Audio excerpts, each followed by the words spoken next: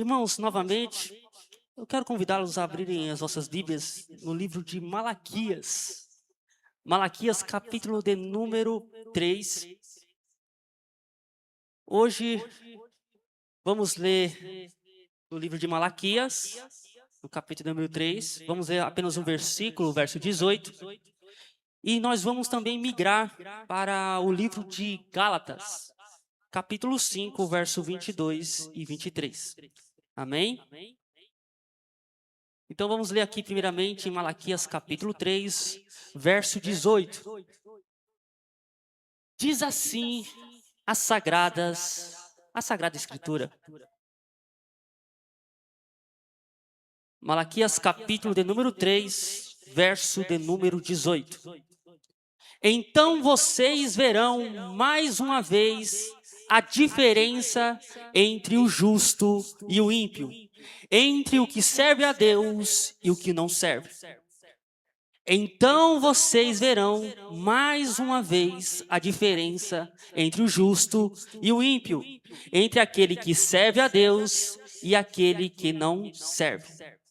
Agora, Gálatas, capítulo de número 5, verso de número 22 e 23. Mas o fruto do Espírito é amor, alegria, paz, longanimidade, benignidade, bondade, fidelidade, mansidão, domínio próprio. Contra estas coisas não há lei. Amém? Irmãos, estamos vivendo uma geração que fala muito sobre Deus, mas demonstra pouco caráter do cristão. Pouco caráter de Cristo sobre a sua vida. Nunca se falou tanto em espiritualidade, em ministério e propósito, mas mesmo assim estamos vivendo um tempo tão difícil. Estamos vendo o povo perecer e não perceber a diferença que existe entre aquele que serve a Deus e aquele que não serve. Em Malaquias, ao qual nós lemos em primeira mão, o povo continuava indo ao templo, continuava realizando sacrifícios rituais. Entretanto, a sua participação era apenas religiosa. Não existia vida, não existia devoção, não existia um verdadeiro amor por aquilo que eles estavam realizando no templo. E Malaquias, no capítulo 3, verso 14, vai dizer que o próprio Deus diz que é inútil servir a Deus daquela forma. O próprio povo estava declarando isso em seus corações. Eles diziam por si mesmos: é inútil servir a Deus. É inútil realizar o meu compromisso com Deus. Vamos fazer algo que é rotineiro, de costume apenas. E essa mentalidade ainda existe hoje. Muitos perguntam ainda de forma silenciosa, de forma velada: vale a pena ser fiel? Vale a pena obedecer? Vale a pena viver em santidade num mundo corrompido? Deus responde com sua promessa solene. Deus responde assim dizendo: então vereis outra vez a enorme, como diz lá na Bíblia King James, a enorme diferença entre o justo e o ímpio, entre aquele que serve a Deus e aquele que não serve. No Novo Testamento, Paulo nos mostra onde essa diferença aparece: no fruto do Espírito. O que Malaquias promete, Gálatas nos explica. Então, ajuntando com os estudos de quinta-feira que o pastor Gildo está trazendo aqui de forma muito boa e aplicativa, eu quero colaborar com isso nesta manhã, com a igreja. E ao analisarmos agora, irmãos, o primeiro ponto aqui, o problema em Malaquias, como eu havia falado, era a religião ativa e o coração distante. Um povo presente no culto, mas ausente no caráter. Um povo presente no culto, mas ausente no compromisso real com Deus. O contexto de Malaquias revela um povo que oferecia culto, mas sem temor. Olha lá o capítulo 1, verso 6. O filho honra o pai e o servo respeita o seu senhor. Se eu sou o pai, onde está a minha honra? Se eu sou o Senhor, onde está o respeito para comigo? Eu, o Senhor dos exércitos, pergunto isso a vocês, sacerdotes, que desprezam o meu nome. Mas vocês perguntam, como desprezamos o teu santo nome?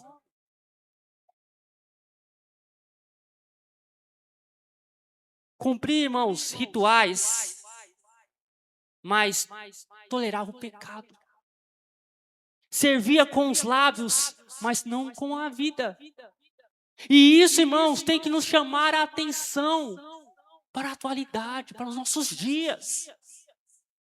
Estar todo domingo, irmãos, na igreja, participar de louvores, participar da liderança ou do ministério, de ministérios aqui dentro da igreja, servindo, conhecendo a linguagem cristã, e ainda assim, sem viver, sem evidência de transformação, não significa nada. Estar aqui na igreja, ser uma vida transformada, não significa nada. Deus nunca se impressionou com frequência de culto, sem mudança de vida. Então, irmãos, precisamos fazer um autoexame. Precisamos rever o nosso cristianismo. Se realmente eu estou aqui para oferecer um culto racional, lógico e espiritual, ou estou aqui apenas para fazer parte de um clube social, para fazer parte de uma instituição, para fazer parte, de uma igreja local. Não adianta nada pertencer a uma igreja local, ter o seu nome no rol dos membros da igreja, se você não tem uma vida com Deus, em Deus, na igreja mística de Deus, a igreja universal de Deus. E a crise da fé, irmãos, ela é de forma utilitarista. Porque o povo concluiu, não vale a pena servir a Deus, e isso revela uma fé baseada em retorno imediato, não em aliança. Olha o verso 14 aqui, ó. Vocês dizem, é inútil servir a Deus, de que nos adianta guardar os seus preceitos e andar de luto diante do Senhor dos exércitos. Quando, irmãos, alguém diz, sou fiel, mas nada muda, você está questionando o compromisso e a fidelidade de Deus sobre a sua vida. Quando você diz, sirvo, mas só tenho problemas, irmãos, Jesus nunca prometeu apenas rosas. Nas rosas há espinhos também. Jesus nunca prometeu que ia ser maravilhas apenas. Mas Jesus, ele fala e ele orienta o seu povo. Neste mundo tereis lutas e tribulações, mas tem o quê? Bom ânimo, porque eu venci o mundo. Nós não estamos nos comprometendo com Cristo apenas para desfrutar dos bens que Ele tem para nós. Mas estamos compromissados com Cristo porque Ele é tudo para nós.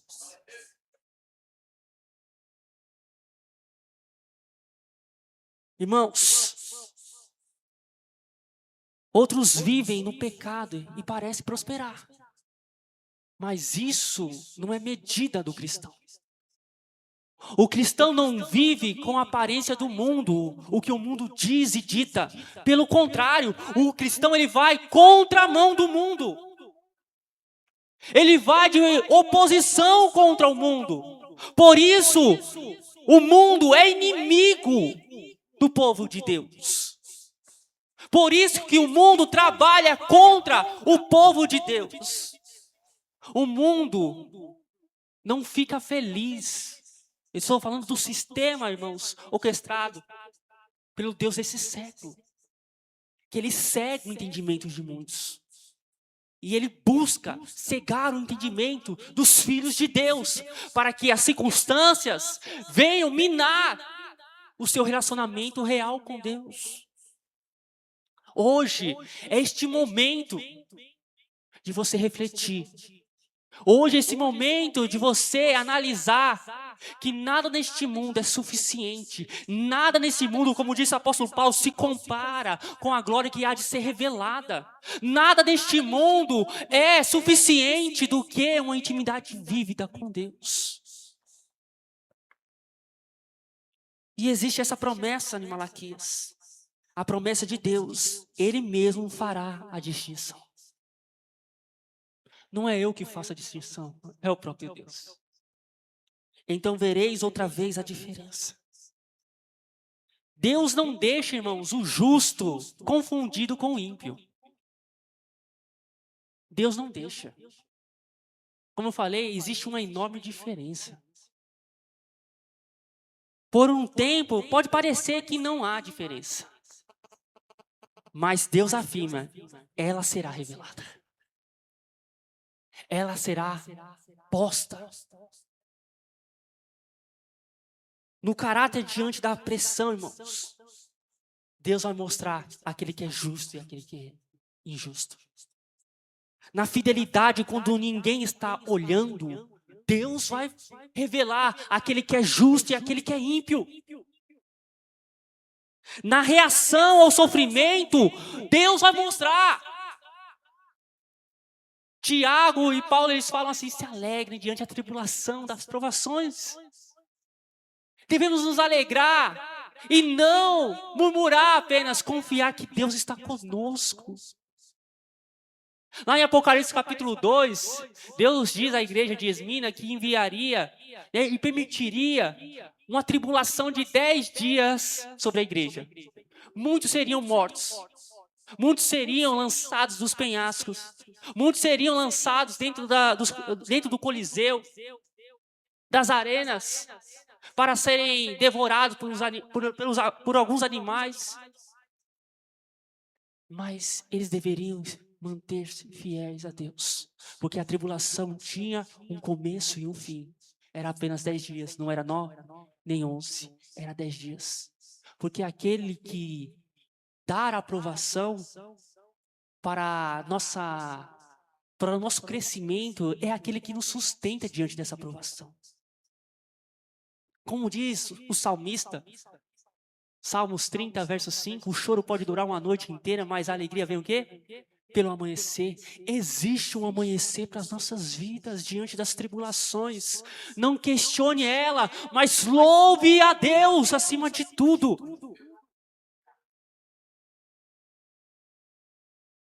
Devemos, irmãos, analisar nossa postura diante do pecado. Porque também Deus vê a nossa diferença. A diferença aparece com o tempo, porque a raiz sempre determina o fruto. A raiz sempre determina o fruto. Aonde você está enraizado, vai determinar quem você é. Se você está com suas raízes em Deus, abraçado na rocha verdadeira, você vai ser o baluarte da verdade. Você vai permanecer em pé. Você vai ser coluna no templo da casa de Deus. Essa é a promessa para o justo. Servir a Deus, irmãos, é mais do que pertencer a uma instituição. Deus não diz entre quem está no templo e quem não está. Deus diz entre aquele que serve a Deus e aquele que não serve. Há quem esteja na igreja, mas vive com falta de domínio próprio, com ira constante, com mentiras, fofocas e divisões. E isso não é apenas falha de caráter humano, irmãos. É a ausência do governo do Espírito Santo sobre a sua vida. Então, pessoas dentro da igreja falam assim, pecado capital é você cometer adultério, correto? Muitas pessoas falam isso. Pecado capital é a pessoa ter tendência homossexual. Pecado capital, né? Entre outros, é você roubar, é você matar. Mas as pequenas raposas, elas que derrubam, incendeiam a seara do justo. As pequenas raposinhas, as pequenas mentiras, os pequenos enganos, o egoísmo, a soberba, mostra onde você está enraizado. É muito fácil falar, eu não roubo, eu não cometo adultério, mas o seu coração é um coração ranzinza, um coração cheio de mágoa, um coração que não sabe liberar o perdão. Irmãos, precisamos analisar aonde estamos enraizados. O fruto do Espírito, irmãos, é a prova visível de Deus, daqueles que servem a Deus.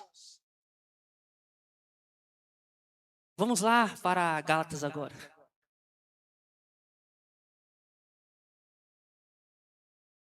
Vamos trabalhar agora esse texto de Gálatas. Mas o fruto do Espírito é amor, alegria, paz, longanimidade, benignidade, bondade, fidelidade, mansidão, domínio próprio. Contra essas coisas não há lei. O fruto, irmãos, em primeiro lugar, não é aparência natural. Porque o homem em si, ele é dominado pelo pecado que habita sobre o seu ser. Mas aquele que está agora em Cristo, ele é o quê? Nova criatura. As coisas velhas se passaram e eis que tudo se fez novo.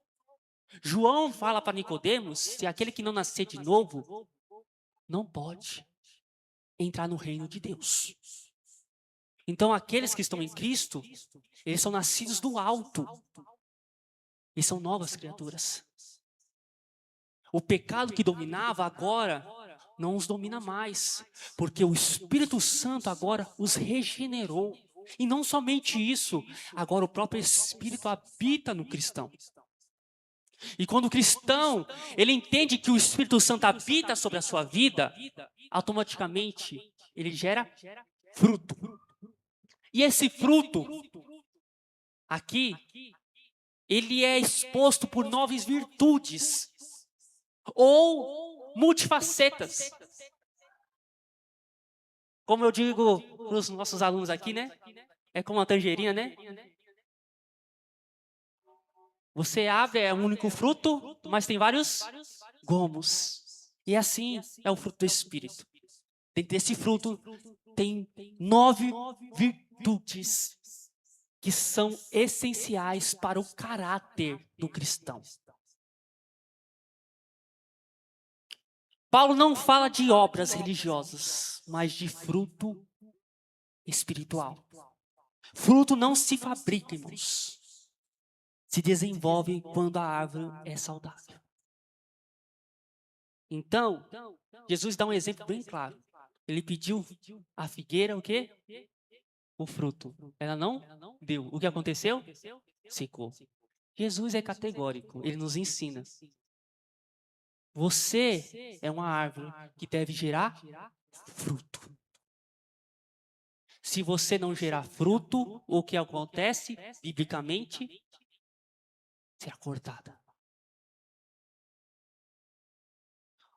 Você não produz o fruto do Espírito, tentando parecer crente, mas vivendo sob o governo de Deus, debaixo desse governo. Porque muitas pessoas interpretam errado tomar o reino pela força. Você só consegue tomar o reino pela força quando o seu coração está tomado pelo Santo Espírito de Deus. Quando o seu coração deseja, de forma real, de forma verdadeira, o reino de Deus sobre as nossas vidas. Nós oramos, né, a oração, né, do Pai Nosso. Venha a nós o teu reino. Como o reino de Deus virá se nós não estamos preparando o lugar para a habitação de Deus em nós? Como nós queremos o reino de Deus, queremos receber milagres e prodígios dentro da igreja. Eu não estou falando que você não deve buscar isso, pelo contrário, você deve buscar. Mas você tem que preparar o local de habitação da presença de Deus. A Bíblia nos fala que Deus ia tabernacular conosco. Deus ia fazer morada em nosso meio. A própria palavra de Deus nos diz que nós somos templo e morada do Espírito Santo. Mas devemos preparar o local. Muitas vezes, o local ao qual nós chamamos a Deus está cheio de mofo. Está como um deserto, cheio de teias de aranha. É necessário limpar nosso templo espiritual. É necessário deixar ele brilhante, limpo, apto, para que quando Deus descer, irmãos, quando Deus descer, nunca mais seremos os mesmos. Nunca mais teremos as mesmas atitudes que nos envergonham. Porque o senso do poder do Espírito Santo fará nós andarmos e prosseguirmos na verdade. E isso, irmãos, não é história lançada ao vento. É a promessa de Deus para as nossas vidas. Eu não estou dizendo nada fora da palavra de Deus, pelo contrário. Eu estou pregando esta palavra com temor e tremor diante dos ouvintes. Para que vocês sejam transformados pelo poder da palavra de Deus. Irmãos, o fruto confronta nossa vida prática. É importante vocês entenderem isso. O fruto confronta a nossa vida prática. O fruto do Espírito, ele aparece... Algo simples no trânsito. Quem tem carro aí? Quem passa o seu tempo no trânsito sabe que não é fácil, correto? Eu não tenho carro e já sei disso.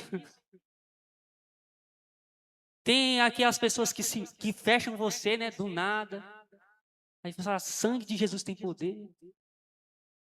Ou você xinga. Você fala, vai para o inferno, miserável. O que você faz? O caráter, o fruto do Espírito se manifesta nisso, irmãos. Domínio próprio, né?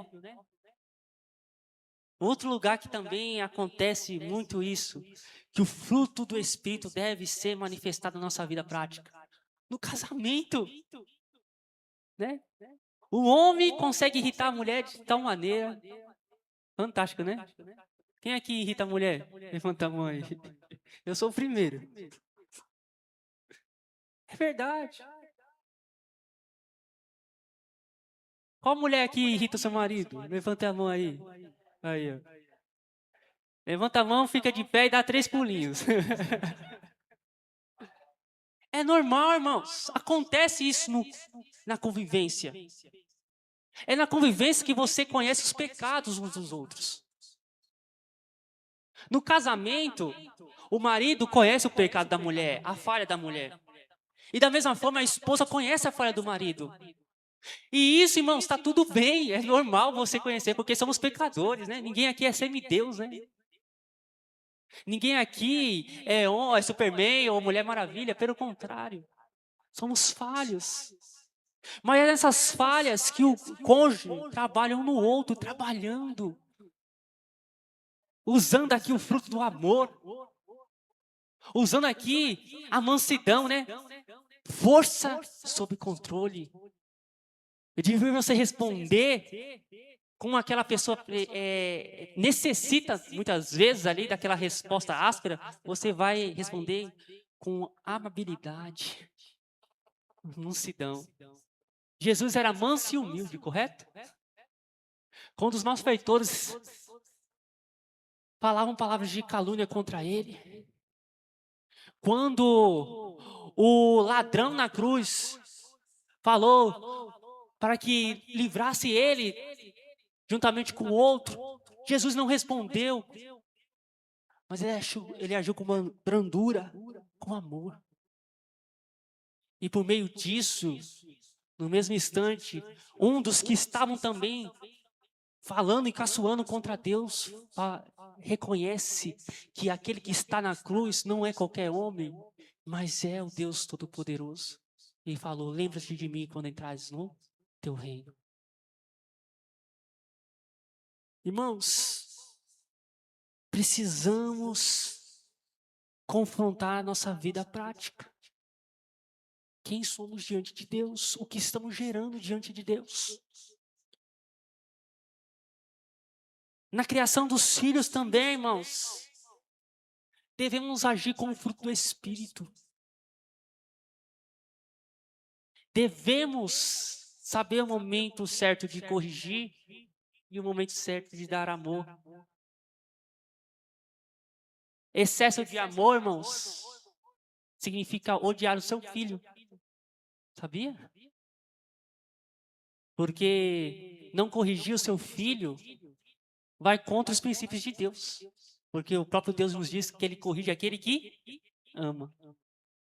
Então, se é necessário corrigir, corrija o seu filho no momento certo, na hora certa e da maneira correta, certo? Não trazendo ira aos seus filhos, para que os seus filhos também não tragam ira sobre as suas vidas.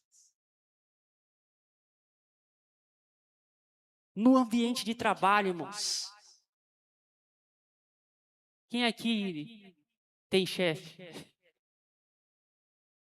Quem aqui tem uns líderes assim que você fala assim, não tem capacidade alguma, né? Mas tá na função.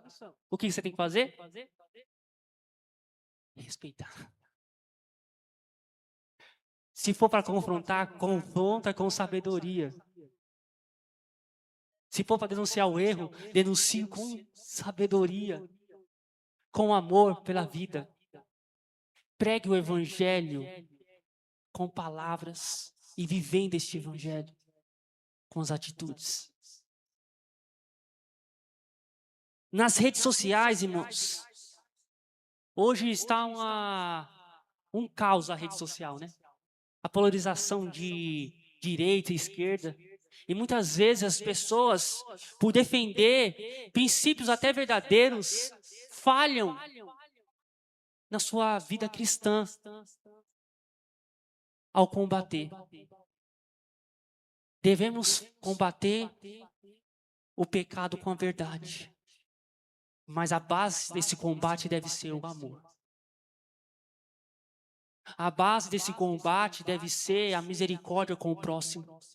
A base desse combate deve ser a verdade e a sinceridade em Deus. Não basta eu somente jogar, né, a lama no ventilador. Eu tenho que limpá-lo. Eu tenho que mostrar onde precisa ser limpado, aonde precisa ser melhorado.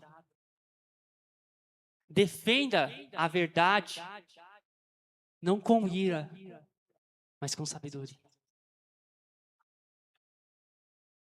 O amor em um mundo, irmãos, de ódio e cancelamento, devemos agir com amor. Não se importe, não fique triste por ser cancelado.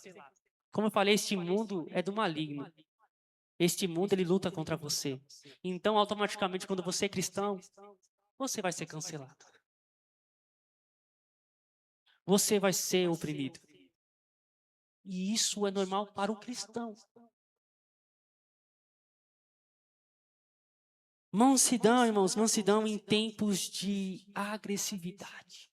Haja com mansidão. Viva com mansidão. E domínio próprio, irmãos, num tempo de impulsividade, fidelidade, uma geração sem compromisso. O meu amigo pode ser infiel, eu não posso. O meu patrão pode ser infiel, mas eu não posso. Porque a minha fidelidade não está baseada nas pessoas, está baseada em Deus. Ele é fiel e devemos ser fiéis. Onde o Espírito governa, irmãos, o caráter de Cristo, ele aparece de forma notória. A pessoa vai olhar para você e falar assim, ele é cristão. Ela é cristã. Ele tem algo diferente, realmente. Essa pessoa tem algo que não é normal para a nossa sociedade. E é isso que o mundo deve notar em nós. Existe, irmãos, uma diferença entre a carne e o espírito. Isso nós acabamos de falar. Mas em nossos dias, como podemos ver isso? As obras da carne, irmãos, ainda dominam o mundo e muitos que se dizem cristãos. Paulo, ele afirma que quem vive dominado pela carne não herdará o reino de Deus. Gálatas capítulo 5, verso 21. Crentes dominados pela ira, cristãos sem domínio sexual, pessoas que vivem de aparência espiritual, isso não é apenas fraqueza, é alerta espiritual para nossas vidas. Irmãos, pessoas que vivem, né, sem domínio, principalmente, vamos tratar aqui um dos pontos aqui que eu falei, o cristão sem domínio sexual. Isso acontece muito dentro das igrejas. As pessoas, elas são levadas a cometerem, né, fornicação e até mesmo adultério. E dizem, eu não consegui resistir. E não é somente que ela fraquejou uma vez, mas é algo rotineiro. Uma pessoa que não domina o seu coração e os seus prazeres. Isso revela o que aconteceu com Eva, ao desejar comer daquilo que Deus havia proibido. Qual que é a consequência? Morte espiritual. E muitas vezes demonstra que aquela pessoa nunca se converteu. Então, devemos ter um domínio. Se muitas vezes as redes sociais ou a internet tem levado você a essa prática, então ore a Deus. Fique sem internet no seu celular por enquanto. Peça a Deus para que te capacitar, para você não visitar sites de adultos. Peça a Deus para que Deus traga sobre o seu coração domínio. Porque isso ocorre, irmãos, nas igrejas brasileiras de forma bem elevada. É porque é algo, como eu falei, muito velado, né? As pessoas não dizem isso, mas é necessário. Como pastor, eu tenho que orientar a igreja. E isso é tanto para homens como para mulheres, tá? Hoje, por essa multiplicação da iniquidade, o amor de muitos vão esfriar, como diz a palavra de Deus. Então, algo que era de forma majoritária para homens, né? Dos pecados que os homens mais caíam, agora é comprovado, né? Por dados que as mulheres também estão também nesse mesmo quesito. Né? Não é tão divulgado, mas é. E não é somente visitando sites adultos, em novelas, em séries, em se apaixonar pelo ator tal. Né? Acontece, né? Você vê, aquele ator, não sei o quê. Agora é séries coreanas, né? Aquele ator coreano. Vigia, irmãos.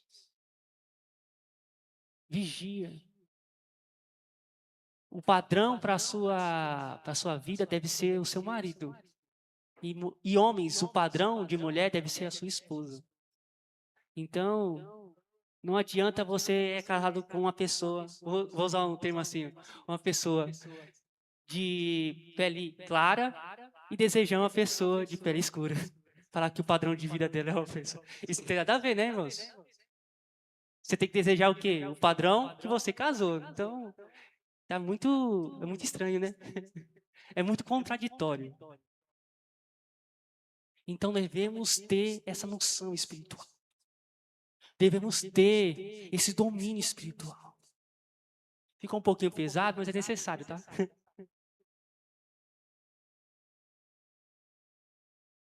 Irmãos, devemos examinar a nossa vida, não apenas a sua frequência na igreja. Paulo, em 2 Coríntios capítulo 13, verso 5, em 1 Coríntios capítulo 11, ele vai falar que devemos examinar a nós mesmos. Devemos fazer esse autoexame diário. É todos os dias, irmãos. Porque todos os dias nós pecamos. Todos os dias nós erramos. Todos os dias nós cometemos falhas. E se nós não examinarmos a nós mesmos, vamos nos acostumar com essas pequenas raposas, como eu havia falado. Vamos tropeçar naqueles pedriscos, pequenas pedrinhas. Porque as grandes nós conseguimos desviar. Mas as pequenas é que nos faz escorregar e cair. E nos machucar de forma feia. Então vamos analisar. A minha família vê Cristo em mim? Meus colegas de trabalho percebem a diferença? Meu testemunho confirma a minha confissão de fé, a minha conversão? Devemos fazer esse autoexame. Assuma, irmãos, a sua responsabilidade espiritual. Eu tenho que assumir a minha responsabilidade espiritual. Cada um aqui tem que assumir. Eu, como pastor, estou direcionando vocês à palavra de Deus, a viver uma vida em Deus. Mas vocês, a partir disso, devem praticar e viver isso. Eu sei que estou fazendo a minha parte diante de Deus. A cada um aqui deve ter essa responsabilidade. Cada um aqui deve ter essa responsabilidade. Deus não chama a igreja para parecer santa, mas para ser santa. Sede santo porque eu sou santo. Buscai a santificação sem a qual ninguém verá a Deus. Então, não é parecer, é ser. Ser cristão, irmãos, hoje significa dizer não, quando todos dizem sim. Permanecer fiel quando isso custa até o emprego. Quando isso custa até a paz com um amigo seu. Até quando o amigo falar, minha esposa vai ligar para você, diz que eu estou aí com você. Acontece muito isso? No trabalho, fala que eu não estou. Eu já falei pro pessoal lá, se você quer que eu fale que você não está, pode sair da sala, porque aí você não vai estar na sala. Eu falo, ele não está na sala.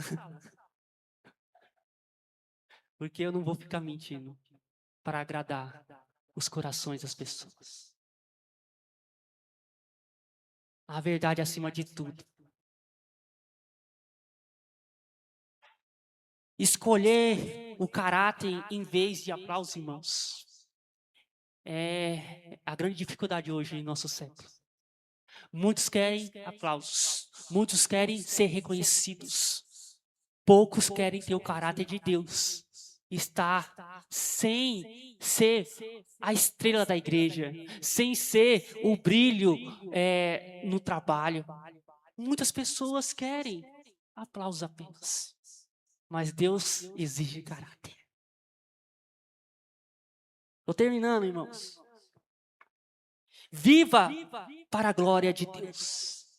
O verso 25 de Gálatas, capítulo 5, vai dizer algo de extrema importância para nossas vidas. Se vivemos no Espírito, andemos também no Espírito. Não basta apenas falar que está vivo no Espírito Santo, que o Espírito Santo vive em você. Precisamos andar neste Espírito, caminhar neste Espírito.